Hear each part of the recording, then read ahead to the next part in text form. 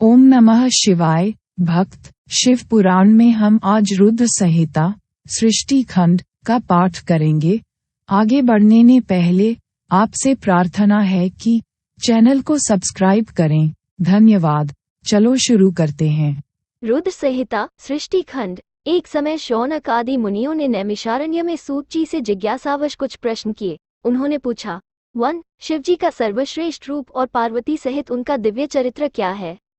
2. शिवजी किस रूप से प्रसन्न होते हैं और प्रसन्न होने पर क्या फल देते हैं? 3. ब्रह्मा, विष्णु और महेश शिवजी के अंश से उत्पन्न हुए, फिर इनमें पूर्णांश के रूप में महेश की स्वीकृति क्यों है? सूत जी ने मुनियों से कहा कि एक बार नारद जी ने ब्रह्मा जी से इसी प्रकार के प्रश्न पूछे थे। नारद जी ने पूछा था कि शिवत्व का पूर्ण रूप क्या है? तब ब्रह्मा जी ने नारद जी को विस्तार से शिवत्व का वर्णन किया और सृष्टि की इच्छा, उत्पत्ति और स्वरूप पर प्रकाश डाला। ब्रह्मा जी ने कहा कि प्रारंभिक प्रलय काल में जब स्थावर जंगम का विनाश काल आया था और सूर्य, ग्रह, तारे सब नष्ट हो गए थे और अंधकार का राज्य चारों तरफ फैला हुआ था, तब एक सद्ब्रह्म ही शेष रह गया था।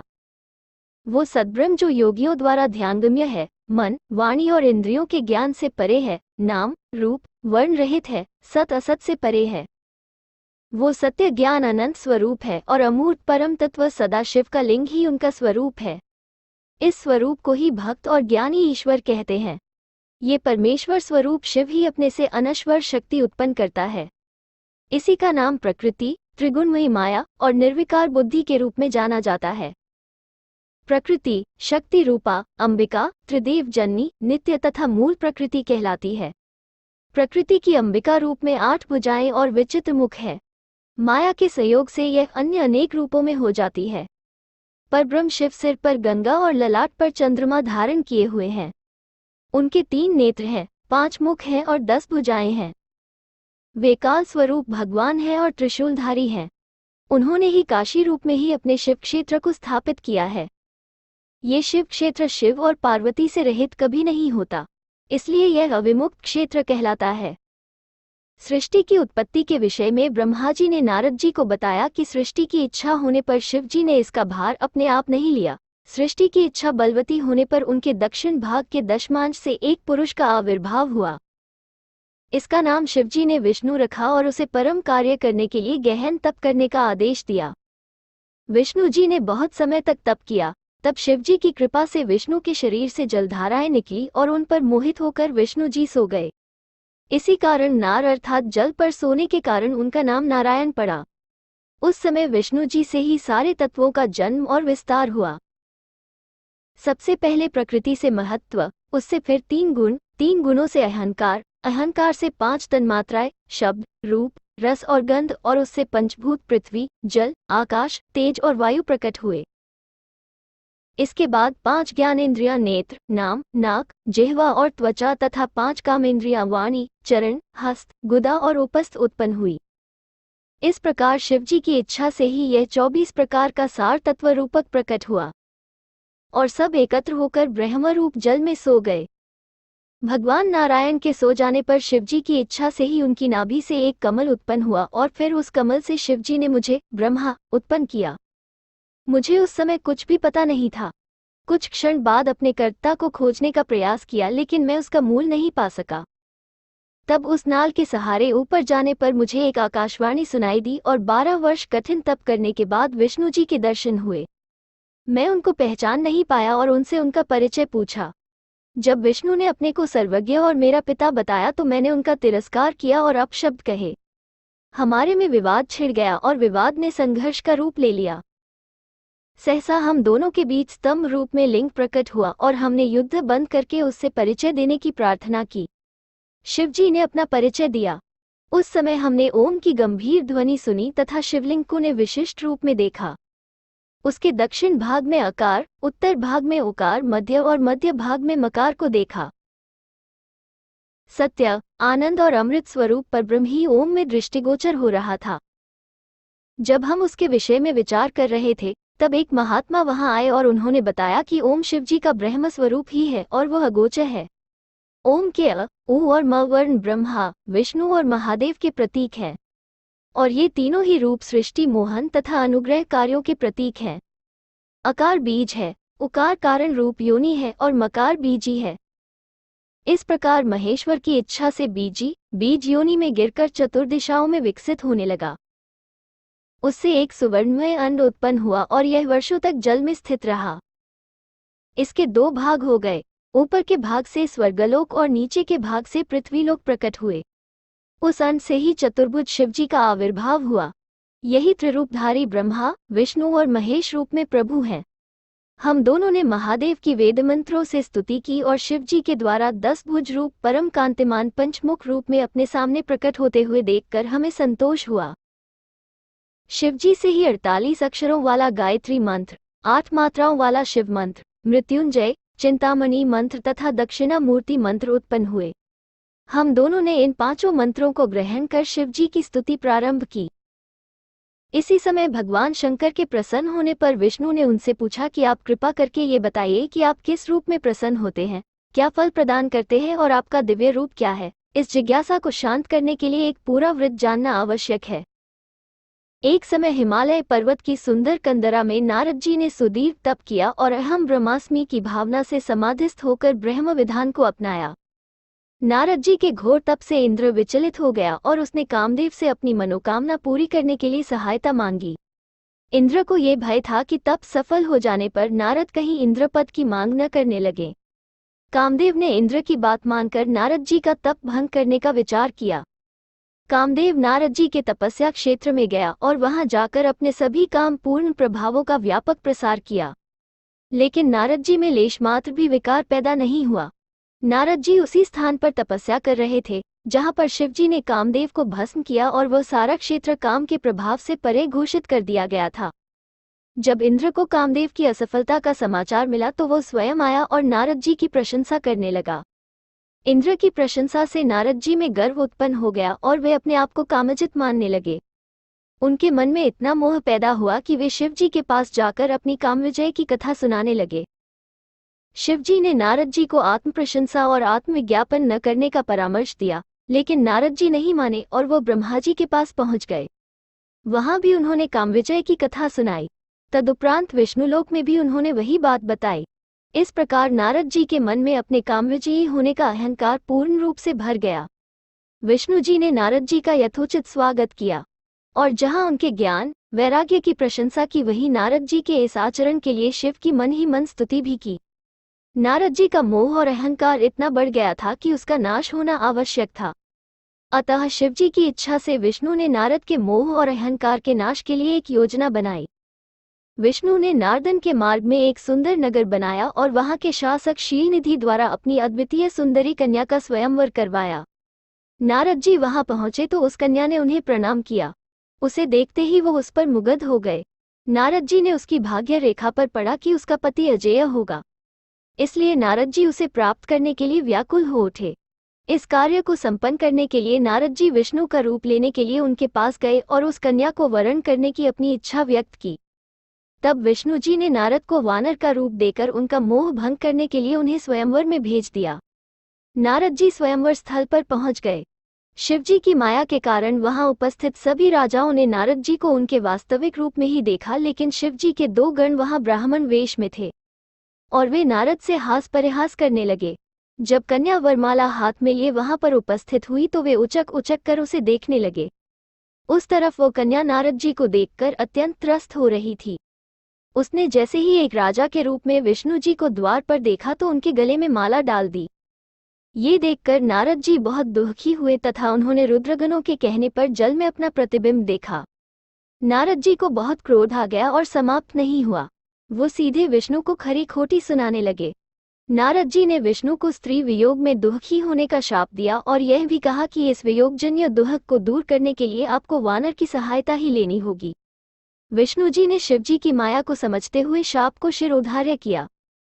शिवजी ने अपनी माया को समेट लिया और उसके तुरंत बाद नारद जी अपनी सहज स्थिति में आ गए और अपने आचरण के लिए विष्णु के चरणों में गिरकर क्षमा याचना करने लगे। तब उन्हें पता चला कि उनके दर्प को समाप्त करने के लिए शिवजी ने ही माया का ये जाल रचा था। नारद जी को ये जानकर बहुत आश्चर्य हुआ और उन्हें अनुभव हुआ कि शिवजी के आदेश से विष्णु, ब्रह्मा तथा अन्य देवता कार्य करते हैं। शिव ही मूल रूप है और उस मूल के 3 विशिष्ट रूप है। सृष्टि जन्मदाता ब्रह्मा, पालनकर्ता विष्णु और संहारकर्ता महेश या रुद्र। ऐसे शिवजी की पूजा करने से, रुद्राक्ष और भस्म धारण करने से शिवजी प्रसन्न होते हैं और साधक का अज्ञान दूर होता है। विष्णु जी ने बताया कि हे मुनि नारद, भगवान शिव आपका कल्याण करेंगे। आप ब्रह्मलोक में जाइए और ब्रह्मा जी से शिव स्तोत्र सुनिए तथा शिव जी की पूजा कीजिए। इसके उपरांत विष्णु जी अंतर ध्यान हो गए और नारद जी पृथ्वी पर आकर विभिन्न स्थानों में शिवलिंग की पूजा और अर्चना करने लगे। यहीं पर ब्राह्मण वेशधारी गणों के दर्शन नारद जी को हुए। गणों के विषय में शाप देने के कारण नारद जी को पश्चाताप हुआ, किंतु उनकी वाणी असत्य नहीं हो सकती थी, अतः नारद जी ने शाप के उद्धार का उपाय बताया। उन्होंने कहा कि श्रेष्ठ मुनि के घर उत्पन्न होकर तुम राक्षस बनोगे और अतुल बल, प्रताप तथा ऐश्वर्य प्राप्त होगा। इस पर शिवगण प्रसन्न होकर चले गए। मुनियों ने सूत जी से पूछा कि यह विस्तार से बताने की कृपा करें कि किस प्रकार शिव अनेक रूपों में आकर सृष्टि की उत्पत्ति, पालन और संहार करते हैं। तब सूत जी ने शिवजी के द्वारा कही गई बात को विस्तार से बताया। इसके अनुसार 4000 युग का ब्रह्मा रूपी मेरा एक दिन होता है और इतने ही परिमाण की एक रात्रि होती है। इस परिमाण में ही मेरी 100 वर्ष की आयु होगी। प्रत्येक वर्ष में 12 महीने और महीने में 30 दिन और परिमाण पूर्व कथित होगा। मेरा एक वर्ष विष्णु जी का एक दिन होगा और इस रूप में उनकी 100 वर्ष की आयु होगी। विष्णु का एक वर्ष रुद्र जी के एक दिन के बराबर होगा और इसी क्रम में वे 100 वर्ष के होंगे। रुद्र जी का एक श्वास ब्रह्मा, विष्णु और हर, गंधर्व, राक्षस तथा सर्पों का 2100 औरात्र का परिमाण होगा। रुद्र श्वास लेने से एक पल व्यतीत होगा और इस तरह 60 पलों की एक घड़ी और 60 घड़ियों का रुद्र का एक दिन होगा। रुद्र के श्वास लेने की कोई संख्या नहीं है और समग्र सृष्टि के प्रलय हो जाने पर भी रुद्र ही शासन करेंगे। ब्रह्मा और विष्णु ने शिवजी को प्रणाम किया और उनके आदेश को शिरोधार्य करने का निश्चय व्यक्त किया। इस पर शिवजी संतुष्ट होकर अंतर्धान हो गए। इस वृतांत को सुनाकर ब्रह्माजी बोले कि उसी समय लोक में लिंग पूजा प्रचलित है। सबसे पहले ब्रह्मा और विष्णु ने पूजा को अपनाया और उसके बाद अन्य लोगों ने। सूत जी बोले कि लिंग की सविधि उपासना रिद्धि सिद्धि देने वाली है। ब्रह्मा, विष्णु और रुद्र तीनों ही भगवान शिव के अंग रूप हैं, लेकिन गुणवत्ता की दृष्टि से रुद्र की श्रेष्ठता का आधार स्वयं शिव रूप में है। मुनियों ने सूत जी के प्रति कृतज्ञता प्रकट की और उन्होंने शिव पूजन की विधि बताने का अनुरोध किया। ऋषियों के प्रश्न को सुनकर सूत जी बोले कि ब्रह्मा जी से नारद ने, उपमनु से कृष्ण ने और सनय कुमार से व्यास जी ने यही प्रश्न किया। उन लोगों ने शिवलिंग की पूजा का जो विधान वर्णित किया है, उसे मैं आप लोगों को बताता हूँ। प्रत्येक शिवभक्त को चाहिए कि वो ब्रह्म मुहूर्त में उठे और शिव, गुरुदेव और तीर्थों का स्मरण करता हुआ शिव स्तोत्र का पाठ करे। दक्षिण दिशा में जाकर नित्य कर्म संपन्न करके हाथ पैर मिट्टी से धोकर साफ करे। इसके बाद स्नान करके गणेश जी की पूजा करे और फिर शिवलिंग की स्थापना करके 3 बार प्राणायाम करे और 3 बार आचमन करे। ओम त्र्यंबकम यजामहे, इस मंत्र का उच्चारण करके शिवजी का ध्यान करे और फिर प्रणव मंत्र से शिलान्यास करते हुए शिवजी की पूजा प्रारंभ करे। भक्त को चाहिए कि वेद मंत्रों का उच्चारण करते हुए वो सहज जलधारा से शिवलिंग को स्नान कराए, फिर चंदन और पुष्प आदि अर्पित करके वेद मंत्रों के द्वारा स्तुति करता हुआ अपना प्रणाम निवेदन करे। अंजलि में पुष्प लेकर आप्तकाम होने की प्रार्थना करे और इस प्रार्थना के साथ ही शिवलिंग पर फूलों की वर्षा करे। अपने अपराधों की क्षमा याचना के लिए आचमन करे। उसके उपरांत प्रसन्न मन से व्यापार आदि करता हुआ सिद्धि को प्राप्त करे। पूर्व समय की बात है कि ब्रह्मा देवताओं को साथ लेकर विष्णु लोक गए। विष्णु जी ने देवताओं के आने का कारण पूछा तो उन्होंने कहा कि हम ये ज्ञान प्राप्त करने आए हैं कि दुरित विनाश के लिए किस देवता की सेवा करनी चाहिए। उनके इस प्रश्न के उत्तर में विष्णु जी बोले कि भगवान शंकर सब दुखों का निवारण करने वाले हैं, इसलिए वे ही सेव्य हैं। शिवजी की पूजा से मनुष्य के सभी दुरित नष्ट होते हैं और उसे सभी सुख प्राप्त होते हैं तथा मुक्ति भी सुलभ हो जाती है। विश्वकर्मा ने विष्णु जी के आदेश से और विभिन्न देवताओं के अनुरोध पर अनेक देवों को प्रदान करने के लिए अनेक शिवलिंगों की रचना की और उन्हें विभिन्न देवताओं को दे दिया। इंद्र के लिए पद्मराग मणि खचित, विश्वदेव के लिए रजतमय, कुबेर के लिए स्वर्णमय, अश्विनी कुमार के लिए पीतल का, नाग के लिए चंदन का, धर्मराज के लिए पीतमणि का, लक्ष्मी के लिए स्फटिक का, छाया के लिए मृत्तिका में, वरुण के लिए श्यामवर्ण का, आदित्य के लिए ताम्रमय, विष्णु के लिए इंदु नीलमणि खचित, चंद्रमा के लिए मौक्तिक, यज्ञ के लिए दधिमय, ब्रह्मा के लिए सुवर्णमय और देवी के लिए नवनीतमय लिंगों की रचना करके सब देवताओं को दे दिए। जब सब देवताओं को लिंग प्राप्त हो चुके, तब विष्णु जी ने उनसे फिर कहा कि ब्रह्म की प्राप्ति का एकमात्र उपाय प्रतिमा पूजन है। जिस तरह मूल के सींचने से शाखाएं हरी भरी हो जाती हैं, उसी प्रकार शिवलिंग की पूजा से सभी देवता अपने आप प्रसन्न हो जाते हैं। इस प्रकार विष्णु जी से तत्वज्ञान प्राप्त करके देवता लोग पुनः अपने धाम लौट आए और निष्ठापूर्वक शिवलिंग की उपासना करने लगे। ब्रह्मा जी ने नारद जी से कहा कि यह जानना भी बहुत आवश्यक है कि किन पत्र पुष्पों से शिवजी की पूजा करने से क्या फल मिलता है। कमल पत्र, बेल पत्र, शंख पुष्पी से शिवजी का पूजन लक्ष्मीदायक है। 50 कमल पुष्पों से शिवजी का पूजन रोग निवारक है और 1 सहस्र कमलों से की गई पूजा भार्यादायक है।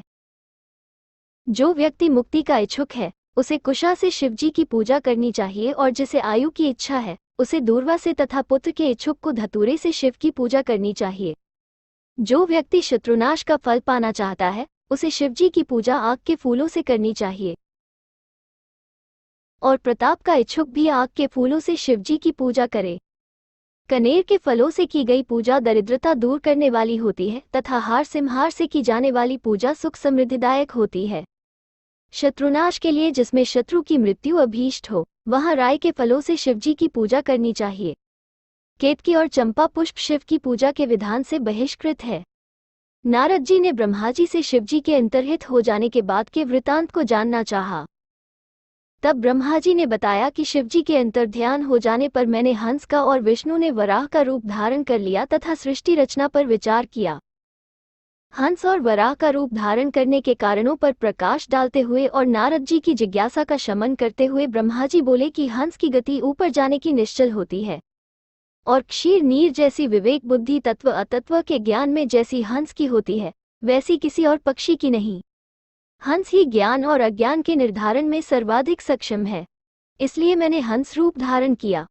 वराह की नीचे जाने की निश्चल गति होती है, अतः विष्णु ने वराह का रूप धारण किया।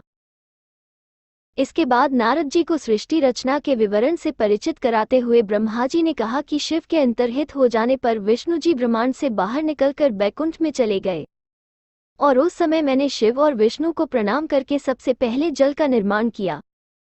उस जल में एक अंजलि डालकर 24 तत्वों वाला एक अंडा प्रकट किया। वो फिर विराट हो गया। उस विराट अंडे में चैतन्य लाने के लिए मैंने 12 वर्ष तप किया। उसके फलस्वरूप ने उस अणु के अनंत में प्रविष्ट होकर उसे चैतन्य दिया। इसके बाद जब सृष्टि निर्माण प्रारंभ किया, तब सबसे पहले अविद्या और अंधकार प्रधान पाप की सृष्टि ही मेरे सामने प्रकट हुई। उससे मैंने स्थावरों की रचना की और पुनः मुख्य सृष्टि की रचना के लिए शिवजी का ध्यान करने लगा। उसके बाद तिरछे चलने वाले जीव पैदा किए, जिससे असंतुष्ट होकर मैंने सतोगुणी देवों की सृष्टि की। उसके बाद शिवजी के आदेश से रजोगुण प्रधान मानवीय सृष्टि की। इस प्रकार तामसी स्थावर, त्रियक देव तथा मानव सृष्टि हो जाने के बाद सर्गों की रचना करने का विचार किया। सर्ग रचना का विचार आने पर 3 सर्ग उत्पन्न हुए: महत् सर्ग, सूक्ष्म भौतिक सर्ग तथा वैचारिक सर्ग। वैचारिक सर्ग से अष्टविध प्राकृतिक सृष्टि उत्पन्न हुई। इस प्रकृति में विकृति के आने पर अवर्णनीय कुमार सर्ग उत्पन्न हुआ। इसके उपरांत द्विजात्मक सर्ग अस्तित्व में आने पर मांसपुत्र सनक उत्पन्न हुए। सनक आदि की वैराग्य भावना के कारण जब उन्होंने सृष्टि रचना की मेरे आदेश की अवज्ञा की तो मुझे क्रोध के साथ इतना अधिक दुहक हुआ कि मेरे नेत्रों में आंसू भी आ गए। तब भगवान विष्णु प्रकट हुए और उन्होंने मुझे सांत्वना दी तथा भगवान शिव का ध्यान करने को कहा। मैंने शिवजी का ध्यान किया और मेरे ध्यान से प्रसन्न होकर अर्धनारीश्वर तेजराशि नीललोहित शिव प्रकट हुए और मेरी प्रार्थना पर उन्होंने अपने तुल्य रुद्रों की सृष्टि की। मैंने हाथ जोड़कर उनसे मानवीय सृष्टि करने की प्रार्थना की जो मरणध्वमा हो। इस प्रार्थना के बाद भगवान महादेव ने दुहक सागर में निमग्न होने वाली और शुभ न लगने वाली सृष्टि करने की अनिच्छा प्रकट की। उन्होंने कहा कि मैं शरणागतों को तत्वज्ञ वाला हूँ और दुखियों का उद्धारक हूँ, इसलिए मैं सुख दुहकमय प्रजा की सृष्टि नहीं करूंगा। इस सृष्टि का कार्यभार तुम ही संभालो। ये बात अलग है कि माया की बाधा तुम्हें इस कार्य में नहीं होगी। शिवजी के अंतर्ध्यान हो जाने के बाद ब्रह्मा जी ने सृष्टि रचना का कार्य जारी रखा। उन्होंने बताया कि मैंने पंचभूतों के पंचीकरण के द्वारा पृथ्वी, जल, आकाश, अग्नि, पर्वत, समुद्र और वृक्ष आदि तथा काल आदि से पर्यंत कालों की सृष्टि की। इस पर भी मैं असंतुष्ट रहा और मैंने भगवान शिव का ध्यान किया। अंबिका सहित शिव का ध्यान करने के बाद जो शक्ति मुझे मिली, उसके द्वारा नेत्रों से मरीचि को, भृगु को हृदय से, अंगिरा को सिर से, पुलह को कर्ण से, पुलस्त्य को उदान वायु से, वशिष्ठ को समान वायु से, ऋतु को अपान वायु से, अत्रि को श्रोत से, दत्त को प्राण से और क्रोड़ से हे नारद तुम्हें और अपनी छाया से कर्दम को उत्पन्न किया। इस कार्य के साथ ही मैंने जब साधनों के आधारभूत धर्म को अपने संकल्प से जन्म दिया और इस कार्य से मुझे परम संतोष अनुभव हुआ। इतनी सारी सृष्टि के बाद मैंने पुरुष और नारी के रूप में अपने को ही विभक्त किया। इसमें मनु रूप पुरुष और शत्रुपा रूप स्त्री का रूप धारण करके दोनों का विवाह करके मैथुनी सृष्टि उत्पन्न की। मनु के शत्रुपा से 2 पुत्र प्रियव्रत और उत्तानपाद तथा 3 पुत्रियां आकुति, देवहूति और प्रसूति उत्पन्न हुई। आकुति को रुचि ने, देवहूति को कर्दम ने ग्रहण किया और दक्ष प्रजापति ने प्रसूति को स्वीकार किया। इनकी संतानों से चराचर जगत भर गया। आकुति ने दक्षिण और यज्ञ को, फिर यज्ञ ने दक्षिण के 12 पुत्रों को जन्म दिया। देवहूति ने भी अनेक संतानें उत्पन्न की। दक्ष के 24 कन्याएं उत्पन्न हुई। इसमें उसने श्रद्धा, लक्ष्मी, धृति, तुष्टि, मेधा, क्रिया, बुद्धि, लज्जा, वायु, शांति, सिद्धि और कीर्ति इन 13 पुत्रियों को यम को दे दिया और शेष ख्याति, स्मृति, प्रीति, क्षमा, संतति, अनुरूपा, स्वाहा और स्वधा, भृगु, भव, मरीचि, अंगिरा, पुलस्त्य, ऋतु, अत्रि, वशिष्ठ आदि को क्रम रूप से सौंप दी। इसके बाद तो शिवजी की कृपा से असीमित सृष्टि उत्पन्न हुई। असंख्य जातियां उत्पन्न हुई। इनमें ब्राह्मण जाति ही सर्वोत्कृष्ट है। नारद जी से ब्रह्मा जी बोले कि हे नारद, मैं और विस्तार से शिव रूप की व्याख्या करता हूँ। निर्गुण भगवान शिव का बायां अंग विष्णु है, ब्रह्मा उनका सेव्य अंग है और उनका हृदय रुद्र है। इसी क्रम से 3 गुण सत, रज और तम की स्थिति है। शिवजी की ही सतोगुणी माया सती, रजोगुणी माया सरस्वती और तमोगुणी माया लक्ष्मी है। सतोगुणी माया का सती रूप में शिवजी से ही विवाह हुआ है, जिसने अपने पिता के यज्ञ में अपने पति शिव, रुद्र का भाग न देखकर उसी समय अपने प्राणों का त्याग कर दिया। उसके बाद देवताओं की प्रार्थना पर उन्होंने हिमाचल सुता के रूप में पुनः जन्म लिया और तपस्या करके शिवजी को प्राप्त किया। ये सुनकर नारद जी बोले, हे पूज्य पितामह, आप मुझे भगवान शंकर के कैलाश गमन और वहां उन्होंने जो महत्वपूर्ण कर्म किए उनको बताने की कृपा करें। ब्रह्मा जी बोले, हे नारद, मैं एक वृतांत सुनाता हूँ। पुराने समय में काम्पिल्य नगर में वेद वेदांगों का ज्ञाता एक राजपुरोहित यज्ञदत्त नाम का एक विद्वान रहता था। उसका यश चारों ओर फैला हुआ था। उसके एक लड़का था गुणनिधि। गुणनिधि बचपन में ही बुरी संगति में पड़कर जुआ आदि खेलने लगा था। वो घर का सामान चुराकर जुए में हारने लगा। प्रारंभ में गुणनिधि की माता ने जानते हुए भी इसके इस दुर्गुण को पिता से छिपाया। जब भी यज्ञदत्त अपने पुत्र के विषय में पूछता था तभी वो कुछ बहाना बनाकर कुछ भी कह देती थी। वो बताती कि गुणनिधि देव पूजन, विद्या अध्ययन में व्यस्त है। इस प्रकार वो झूठ बोल देती थी। समय आने पर गुणनिधि का विवाह भी हो गया। विवाह के बाद गुणनिधि की माता ने अपने पुत्र से कहा कि अब तुम इन कुकर्मों को छोड़ दो और पिता की ही तरह अपने परंपरागत कार्य को करने लगो और शिक्षा प्राप्त करो। गुणनिधि की माता ने ये भी कहा कि यदि उसके दुष्कर्मों का पता राजा को चल गया तो वो उसके पिता की जीविका भी समाप्त कर देगा और पिता दुखी होंगे। किंतु इस समय माता के निवेदन का गुणनिधि पर कोई प्रभाव नहीं पड़ा। वो चोरी कर मदिरापान अधिक से अधिक करने लगा। इसके साथ दिन प्रतिदिन घर के आभूषण चुराकर और मां से छीनकर जुए में हारने लगा। माता ने पुत्र के अवगुण छिपाने का दुष्परिणाम देखकर अपना सिर पीट लिया, पर उसके पिता को भी कुछ भी नहीं बताया। भाग्य से एक दिन यज्ञदत्त ने अपनी एक अमूल्य अंगूठी एक जुआरी के हाथ में देखी और उस पर चोरी का अभियोग लगा दिया। तब जुआरी ने गुणनिधि का सारा भेद उसके पिता के सामने खोल दिया। जब पिता ने सारी बातें सुनी तो उसे क्रोध आया, किंतु साथ ही साथ वो लज्जा से पानी पानी हो गया। उसे अपने ऊपर बहुत क्षोभ हुआ। वो अपने घर आया और अपनी पत्नी से उसी अंगूठी की मांग की। जब उसने देखा कि उसकी पत्नी अंगूठी न देकर तरह तरह के बहाने कर रही है तो उसने पत्नी को डांटा और बहुत बुरा भला कहा, किंतु बाद में अपने भाग्य को कोसने लगा। इस दुहक से दुखी होकर यज्ञदत्त ने ये सोचा कि वो पुत्रहीन ही होता तो ठीक था। अपने पिता के विवशता से भरे हुए विलाप को सुनकर गुणनिधि को भी लज्जा आई और वो चिंता से भर उठा। इतनी ग्लानि हुई कि वो घर छोड़कर कहीं और चला गया। वहां भूख प्यास से तंग होकर पश्चाताप करने लगा। एक दिन अभाव से पीड़ित गुणनिधि ने शाम के समय पास के एक नगर में शिवरात्रि व्रत धारण किए कुछ शिव भक्तों को अपने मित्रों सहित शिवालय में जाते हुए देखा। वो भी उनके पीछे पीछे चला गया। वहां गुणनिधि ने देखा कि वे पूजा अर्चना कर रहे हैं। वो मिठाई की सुगंध से आकृष्ट होकर बाहर दरवाजे पर इसलिए बैठ गया कि जब ये लोग पूजा करते करते सो जाएंगे तो वो खाद्य सामग्री चुराकर खा लेगा। यही हुआ। जब शिव भक्त नृत्य आदि गायन समाप्त करके सो गए तो गुणनिधि ने अपने दुपट्टे की रस्सी बनाई और दीपक में जलाकर शिव निर्माल की वस्तुओं को चुराकर भागने की चेष्टा की। तभी उसका एक पैर सोते शिवभक्त से टकराया। शिवभक्त ने चोर चोर कहकर चिल्लाना शुरू किया तो और लोग भी जाग गए और सब उसे पकड़ने लगे। इसी पकड़ धकड़ में गुणनिधि की मृत्यु हो गई। जब यमदूत गुणनिधि को पकड़ने के लिए आए तो शिवगणों ने भी उपस्थित होकर उसका विरोध किया और वे गुणनिधि को शिवलोक ले जाने लगे। दोनों में विवाद हुआ। यमदूतों ने गुणनिधि के द्वारा किए गए पाप कर्म गिनाने शुरू किए। तब गणों ने कहा कि इसने श्रद्धापूर्वक शिव पूजन देखा है, कीर्तन सुना है और अपने दुपट्टे से दीपदान किया है, इसलिए इसके पाप कर्म समाप्त हो गए। यमदूतों ने शिवगणों से पराजय स्वीकार कर ली। वे धर्मराज के पास आए और उन्हें सारा वृतांत सुनाया। धर्मराज बोले, हे गणों, मैं अपनी सभी आज्ञाओं का उल्लंघन सहन कर सकता हूँ, लेकिन इस आज्ञा का उल्लंघन कभी नहीं सहन कर सकता कि श्वेत विभूतिधारी, रुद्राक्षधारी, त्रिपुंडधारी और शिव में आस्थावान किसी भी व्यक्ति को भूलकर भी यहाँ न लाया करो। जो शिव में आस्था रखता है उसे शिवलोक में भेजने की मेरी स्थायी आज्ञा है। गुणनिधि शिवलोक में पहुंचने के बाद कुछ समय तक बहुत सुख भोगता रहा। इसके बाद कलिंग नरेश अरिंदम के घर दम नामक पुत्र रूप में पैदा हुआ।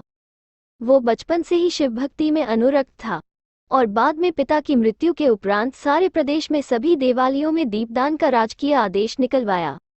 भगवान शिव की कृपा से मरने पर दम अलका देश का शासक बना।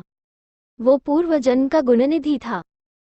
जब से गुणनिधि अलका का राजा बना तब से उसने भगवान शिव की बहुत ही भावनापूर्ण आराधना की और 11,000 वर्षों तक तपस्या करते हुए शिव जी को इस रूप में अपने वश में किया कि वे अंबिका सहित उसे वरदान देने के लिए अलकापुरी पधारे। उन्होंने ध्यान में लीन गुणनिधि को आंखें खोलने के लिए कहा और अपने को देखकर दर्शन से लाभान्वित होने का आदेश दिया। गुणनिधि ने नेत्र खोलकर भगवान शंकर और भगवती उमा को देखा। भगवती उमा के रूप, सौंदर्य और सौभाग्य के प्रति कुदृष्टि रखने के कारण उसका बायां नेत्र फूट गया। सीधे नेत्र से अपने प्रति उसे घूरते हुए देखकर भगवती उमा ने शिवजी की ओर जिज्ञासापूर्वक देखा तो उन्हें पता चला कि वह उनका पुत्र है और उनके सौभाग्य की प्रशंसा कर रहा है। इसके बाद शिवजी ने उसे यक्षपति कुबेर बनने का वर दिया और यह आज्ञा दी कि वह अलकापुरी को अपना स्थायी निवास बना ले। इसके बाद गुणनिधि से शिवजी ने उमा के चरण स्पर्श करने के लिए कहा। उसके वैसा करने पर उमा ने गुणनिधि को अटूट शिव भक्ति का वरदान दिया और साथ में ये भी कहा कि मेरे रूप के प्रति द्वेष के कारण तुम्हारा फूटा हुआ यह नेत्र पीतवर्ण हो जाएगा और तुम्हारा नाम कुबेर होगा। इस प्रकार कुबेर भगवान शिव के आदेश पर विश्वकर्मा द्वारा बनाए गए एक नगर में जो अलकापुरी के समीप ही था रहने लगा। विश्वकर्मा ने कैलाश पर एक सुंदर और सुविधाजनक रहने के आवास का निर्माण किया, जहां शंकर कभी आत्मस्थ होकर योगलीन हो जाते और कभी अपने गणों से विभिन्न चर्चा वार्तालाप करते। इस प्रकार शिवजी कैलाश में रहकर अनेक प्रकार से लीलाएं करने लगे। भक्तों, रुद्र संहिता सृष्टि खंड का पाठ यही समाप्त होता है। अगला पथ रुद्र संहिता सती खंड का होगा। जल्दी मिलते हैं। जाने से पहले चैनल को सब्सक्राइब जरूर करें। धन्यवाद।